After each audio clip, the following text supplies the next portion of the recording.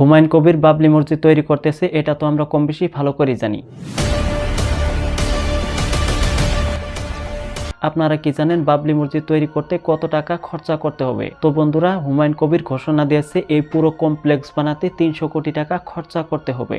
তো বন্ধুরা, এখানে শুধুমাত্র মসজিদ তৈরি হবে না, এখানে হাসপাতাল, স্কুল, কলেজ, একটা বড় সড়ো একটা প্রজেক্ট। আর 6 ডিসেম্বর তারিখে বাবরি মসজিদের শিলান্যাস করেছেন। তার কারণ হচ্ছে একটাই, 1942 সালে বাবরি মসজিদ ভেঙে ফেলা হয়েছিল। এর জন্য এই বাবরি মসজিদ তৈরি করতে এই দিনটাকে বাছাই করা হয়েছে। এখানে হাজার হাজার মানুষ কোটি কোটি টাকা দান করেছে। এছাড়াও ইট এবং জমি দেওয়ার প্রতিশ্রুতি দিয়েছেন। হাইকোর্ট বলেছে এই প্রকল্পে কোনো বাধাই নেই। বাধা না থাকা সত্ত্বেও তো এখানে ঝামেলা করা যাবে না, অবশ্যই শান্তি শৃঙ্খলা বজায় রেখে কাজ করতে হবে। এখন সবারই মনে একটাই প্রশ্ন, যে আদৌ কি এখানে 300 কোটি টাকার প্রজেক্ট তৈরি হবে?